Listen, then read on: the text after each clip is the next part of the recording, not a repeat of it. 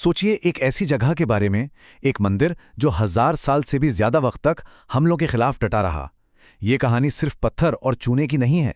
ये कहानी है उस विश्वास की जिसे ना कोई तलवार काट सकी, ना कोई आग जला पाई।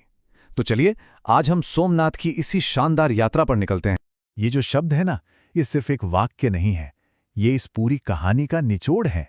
मतलब बनाने की ताकत हमेशा तोड़ने की ताकत से बड़ी होती है।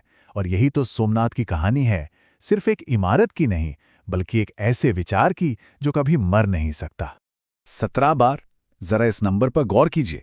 17 बार ये तोड़ने और फिर से खड़े होने का एक ऐसा सिलसिला है जो आप सोचिए 1000 साल से भी ज्यादा चला। बिल्कुल वैसे जैसे कोई फीनिक्स पक्षी अपनी ही राख से बार बार जिंदा हो उठता है। तो सवाल ये उठता है कि आखिर ये मंदिर इतना खास क्यों है।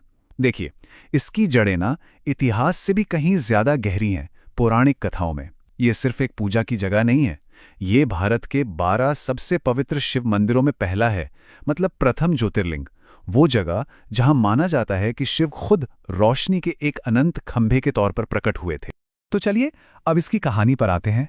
और ये कहानी पत्थरों से नहीं, सितारों से शुरू होती है। एक ऐसी कहानी जिसमें देवता हैं, एक श्राप है और पूरी दुनिया पर हमेशा के लिए अंधेरा छा जाने का खतरा मंडरा रहा है।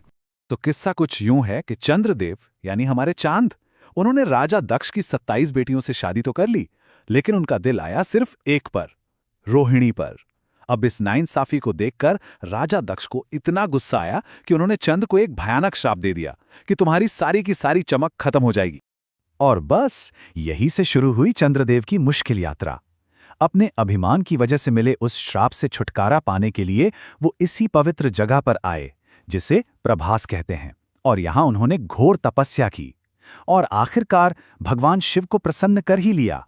अब देखिए, शिव ने श्राप को पूरी तरह खत्म तो नहीं किया, लेकिन उसे एक तरह के वरदान में बदल दिया। उन्होंने ऐसा इंतजाम किया जिससे चांद का वो घटना बढ़ना शुरू हुआ जो हम आज रात को आसमान में देखते हैं। और इसी आशीर्वाद के लिए, अपना आभार जताने के लिए, चंद्रदेव ने सोने का पहला सोमनाथ मंदिर बनवाया। सोमनाथ यानी चंद्रमा का स्वामी। तो चलिए अब पौराणिक कथाओं के सुनहरे दौर से निकलकर इतिहास के उन पन्नों पर चलते हैं जहां खून और आंसू हैं। ये कहानी का वो हिस्सा है जहां घाव तो बहुत गहरे हैं, लेकिन यकीन मानिए प्रेरणा उससे भी कहीं ज्यादा बड़ी है। जरा इस टाइमलाइन पर एक नजर डालिए। लगभग 1000 साल तक ये मंदिर लगातार हमलों का शिकार होता रहा। महमूद गजनी से लेकर औरंगजेब तक हमलावरों की एक लंबी लिस्ट है।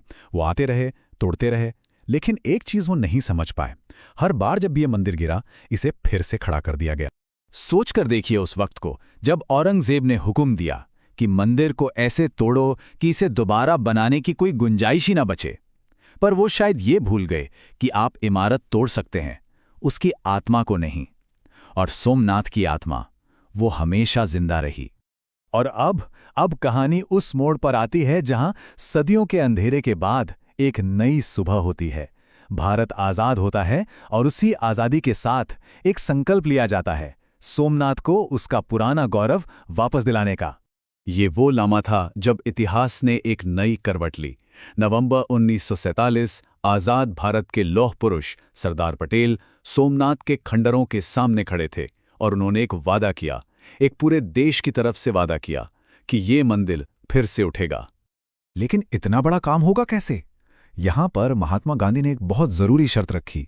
उन्होंने कहा, ये मंदिर सरकार के पैसे से नहीं, बल्कि जनता के पैसे से बनेगा। ये जनता का मंदिर होगा और इसीलिए एक सोमनाथ ट्रस्ट बनाया गया। और सबसे खास बात, इसे बनाने का जिम्मा उन्हीं सोमपुरा कारीगरों को दिया गया जिनके खानदान पीढ़ियों से मंदिर बनाते आ रहे थे। और पता है क्या हुआ? पूरे भारत के लोगों ने दिल खोलकर साथ दिया। 1949 तक उस जमाने में 25 लाख रुपए जमा हो गए थे। आज ये रकम शायद कम लगे, पर तब ये बहुत बड़ी बात थी। ये आंकड़ा साफ बताता है कि ये सिर्फ एक इमारत नहीं बन रही थी, बल्कि पूरा देश मिलकर अपनी आत्मा को, अपनी विरासत को फिर से बना रहा था। तो आज का सोमनाथ कैसा है? आज ये मंदिर किस शान से खड़ा है? ये सिर्फ इतिहास का एक पन्ना नहीं है, ये तो आस्था का एक जीता जागता, धड़कता हुआ केंद्र है। और इसकी वास्तुकला, वो तो अपने आप में एक पूरी कहानी कहती है। आज का जो ये शानदार मंदिर है ना, ये मारू गुर्जर वास्तुकला, जिसे चालुक्य स्टाइल भी कहते हैं, उसमें बना है। इसका पूरा डिजाइन पौराणिक मेरू पर्वत की तरह है और इसकी दीवारों पर दीवारों पर 200 से भी ज्यादा नक्काशी वाले पैनल हैं और हर पैनल एक पुरानी कहानी सुनाता है। ऐसा लगता है जैसे पत्थर खुद बोल रहे हों। और इसकी आत्मा आज भी उतनी ही जिंदा है। आप जानते हैं, हर साल 10 लाख से भी ज्यादा लोग यहां दर्शन करने आते हैं। ये सिर्फ एक नंबर नहीं है, ये इस बात का सबूत है कि सोमनाथ की कहानी आज भी करोड़ों दिलों में धड़कती है। और हाँ, ये कोई शांत ठंडा सा म्यूजियम नहीं है।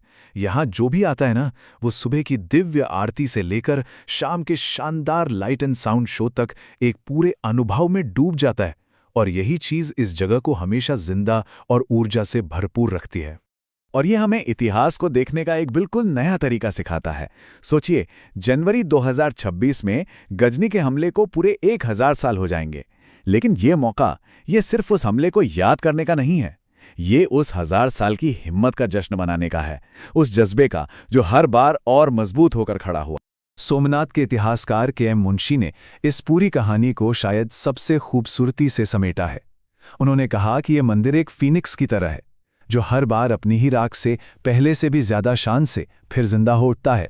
तो आखिर में सोमनाथ सिर्फ एक मंदिर नहीं है, नहीं, ये उससे कहीं ज्यादा है। ये एक प्रतीक है, एक जिंदा सबूत इस बात का कि विश्वास की, संस्कृति की जड़ें इतनी गहरी होती है कि कोई भी ताकत, कोई भी हमला उन्हें कभी भी पूरी तरह से मिटा नहीं सकता। और ये हमें एक बहुत बड़े सवाल पे लाकर छोड़ देता है कि आखिर वो क्या चीज़ है जो किसी जगह को अमर बना देती है। क्या वो उसकी इमारतें हैं, उसकी कहानी है, या फिर उन करोड़ों लोगों का अटूट विश्वास है जो पीढ़ी दर पीढ़ी उससे जुड़े रहे हैं।